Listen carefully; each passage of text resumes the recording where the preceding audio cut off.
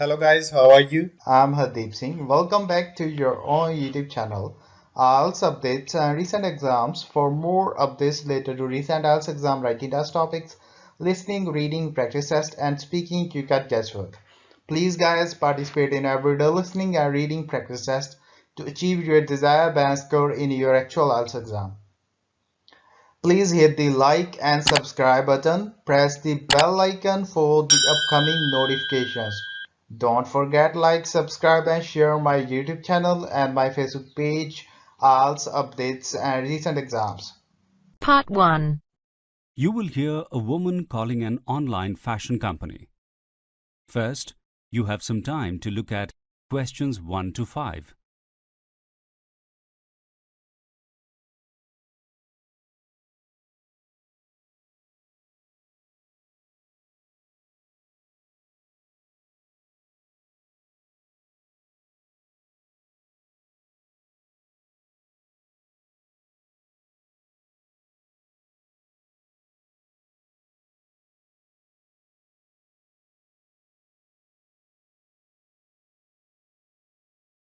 Hello, this is the Watermelon website customer assistance line. How can I help you today?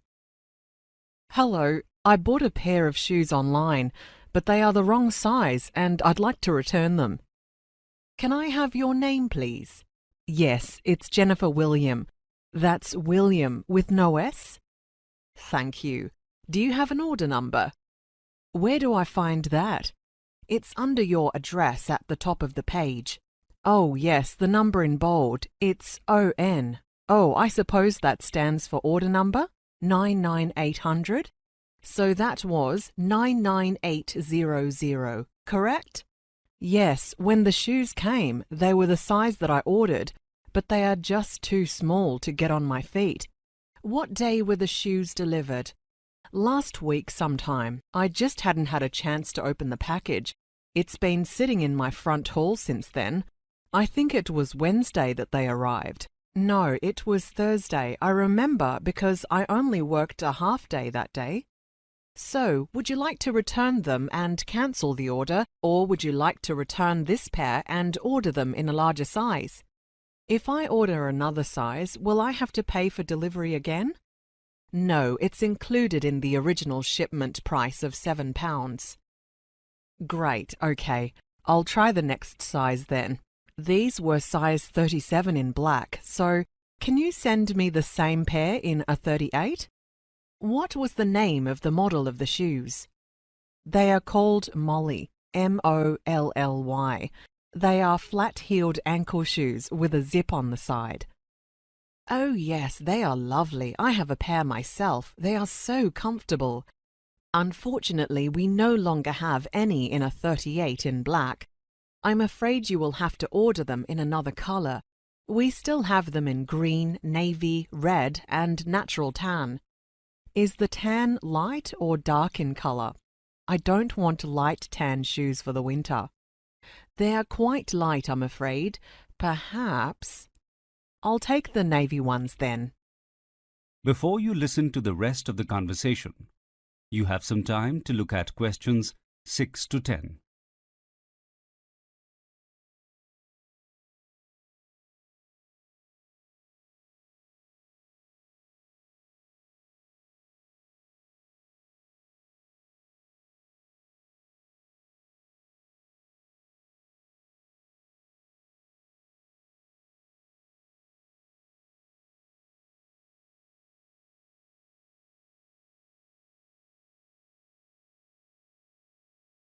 How do I get the other shoes back to Watermelon? Just pack them back in the box and put a new label on it with our address. You can see the return address at the bottom of the invoice. Write returned product clearly on the label. Can I give the box to the counter when the new boots are delivered? No, I'm afraid it doesn't work that way. You need to take the box to the post office and post it back to us. Send it COD and we will take care of the payment when it is delivered. Send it how? Write COD on the package. It stands for Collect on Delivery. It means the recipient pays for the postage. Okay, It still is rather a bother that I have to organise sending it back to you myself. How do I know that you won't charge me twice for the boots? I am sending you an email now with the order change. It shows that you will be refunded when the boots are returned to us.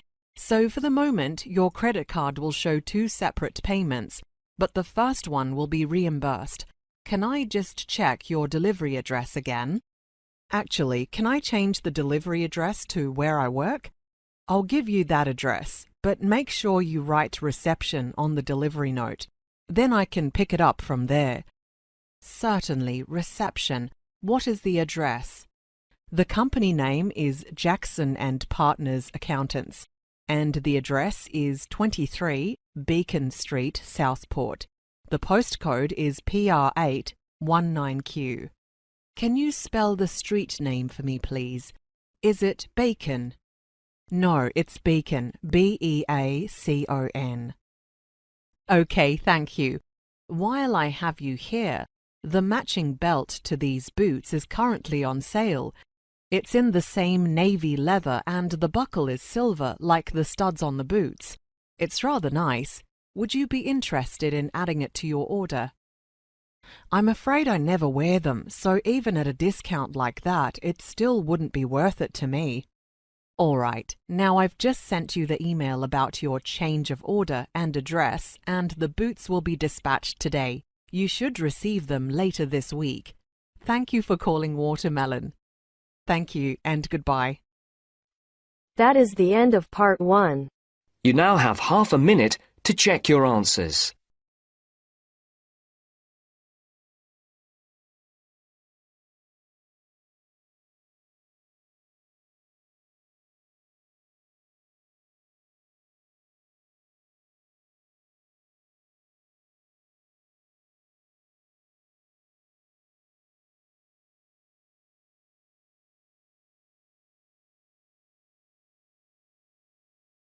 Now turns to part 2. You will hear a journalist talking about a resort on a Pacific island called Longshark. First, you have some time to look at questions 11 to 15.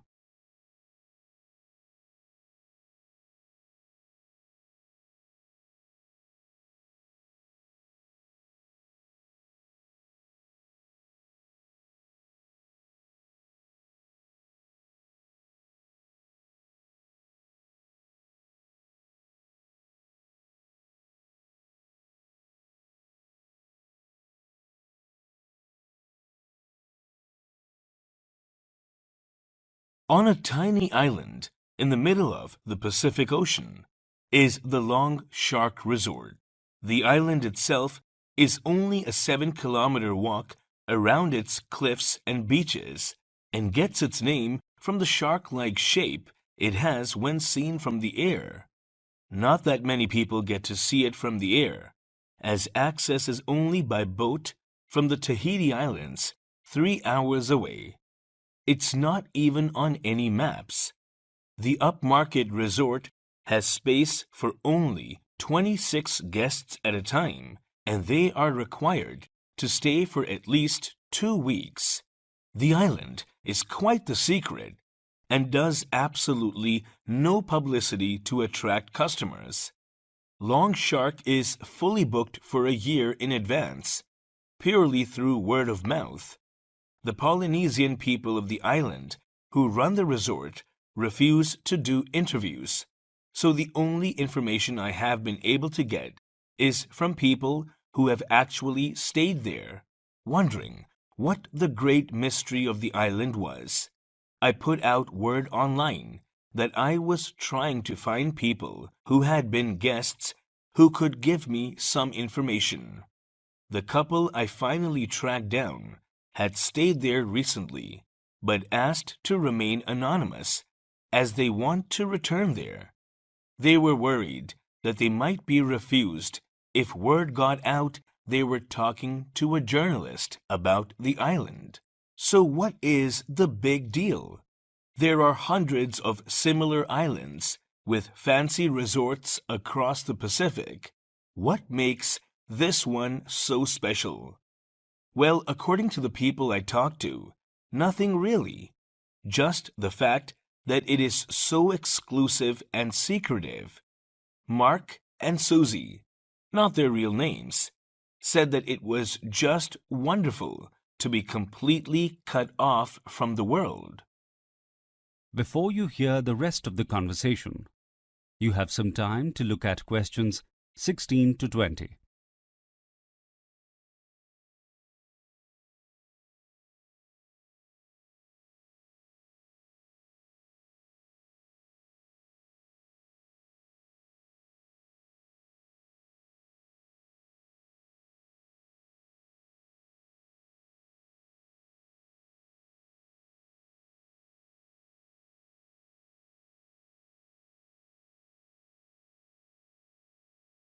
There is no Wi-Fi available at all, and not really any telephone signal, unless you use the satellite phone in the main office of the resort.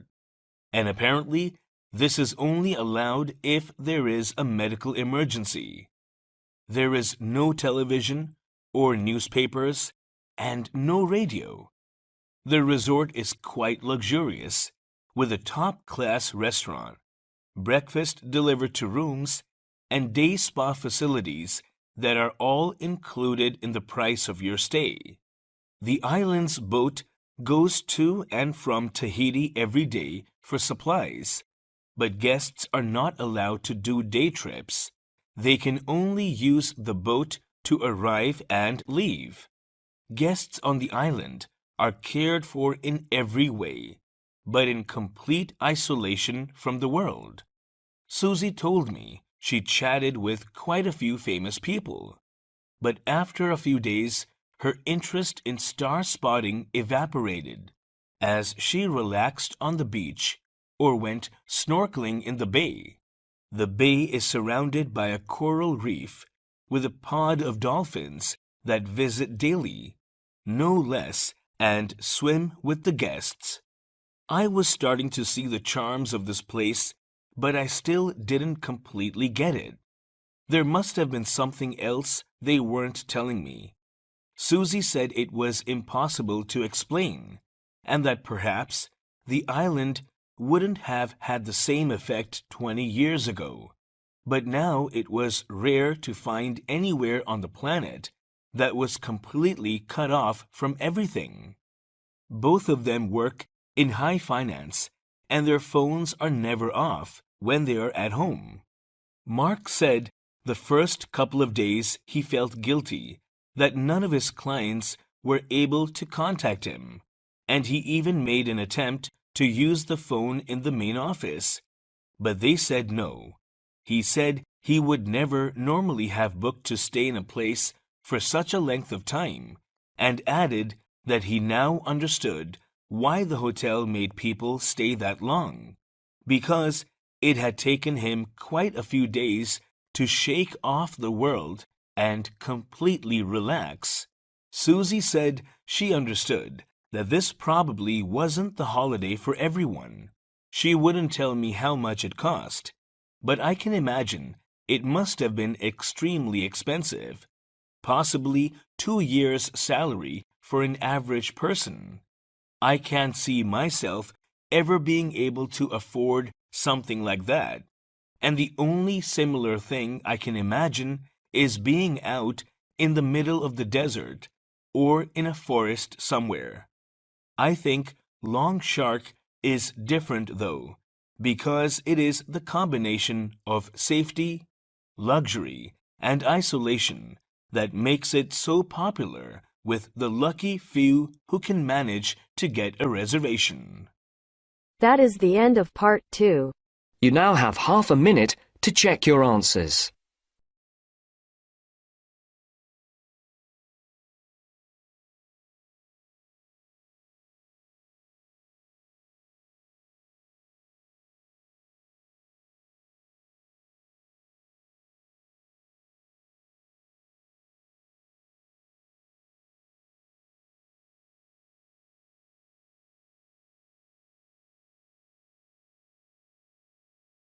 Now turns to part 3. You'll hear a conversation between students Robert and Monica, and a tutor, about personal marketing. First, you have some time to look at questions 21 to 23.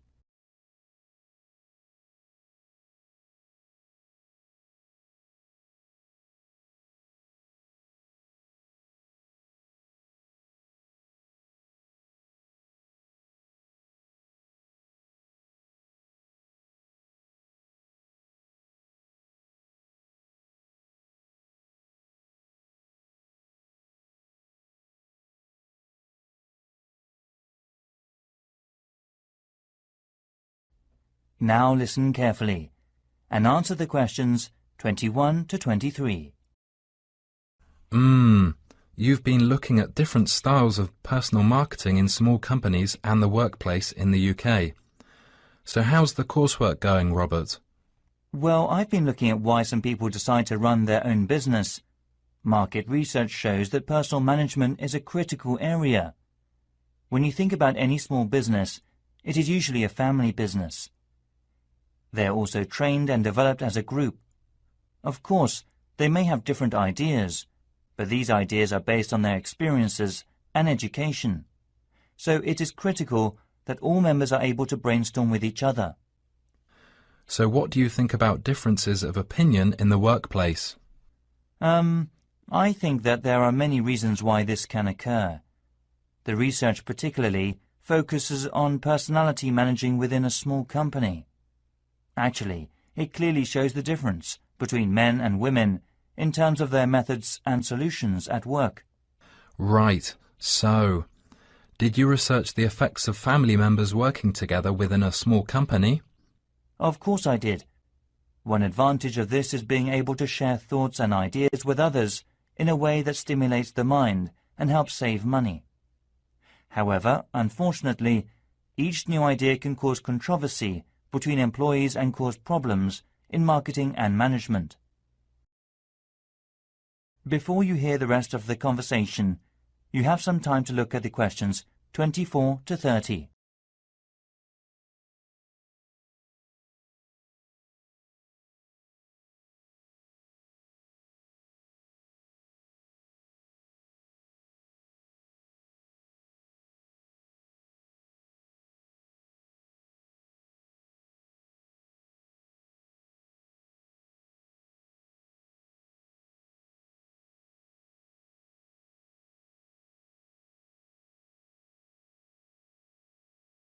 Now listen and answer questions 24 to 30. I agree, Robert. Now 2 more things we need to talk about are personal talent and managing it effectively. So, Monica, did you have a perception of different talents among employees? And how do you think it is efficient for employers to work?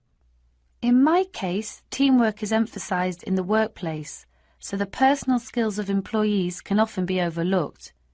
The thing that employers should be targeting is an acceptance of other views and filter responsibility appropriately.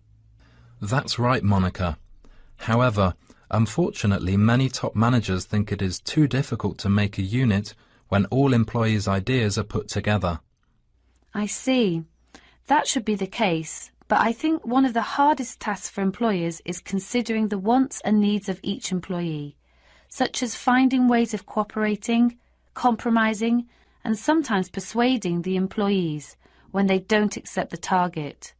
So it requires creative and broad thinking with other people. So what kind of people do you think are best for these companies? Well, the best solution starts from when the companies are looking for new staff. Of course, the responsibility of the Human Resource Department should be to choose the best staff.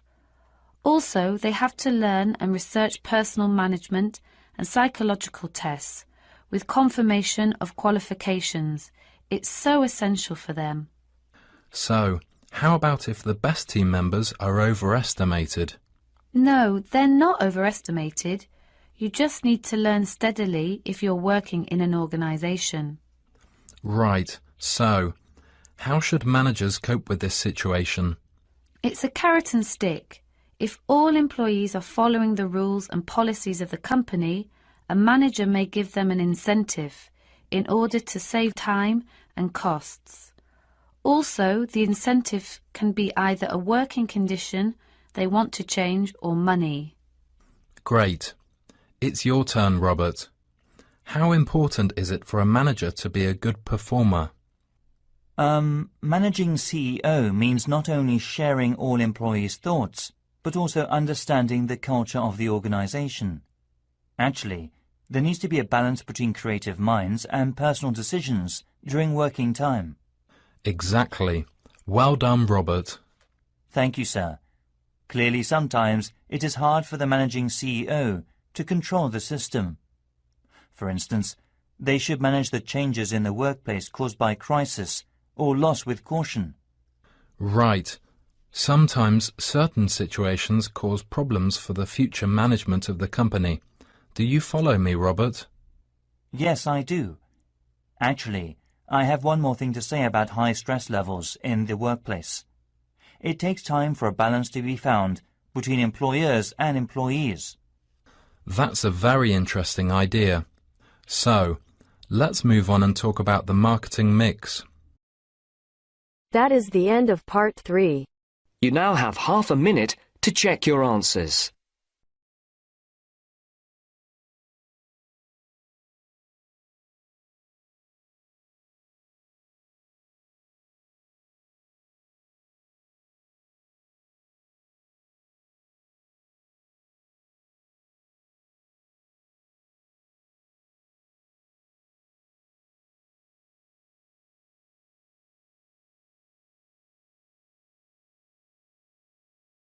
Now turns to part 4. You'll hear part of a lecture given by archaeology about art of Incan civilization. First, you have some time to look at questions 31 to 40.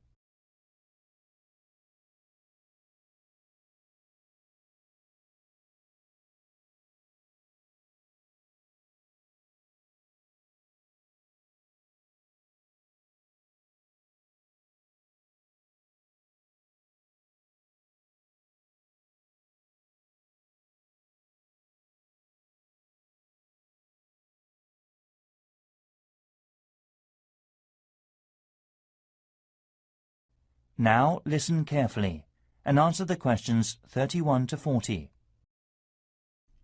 Good morning, everyone.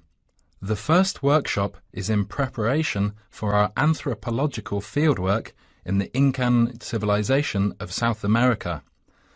We are so happy to have received funding for separate studies for this field trip from our organization.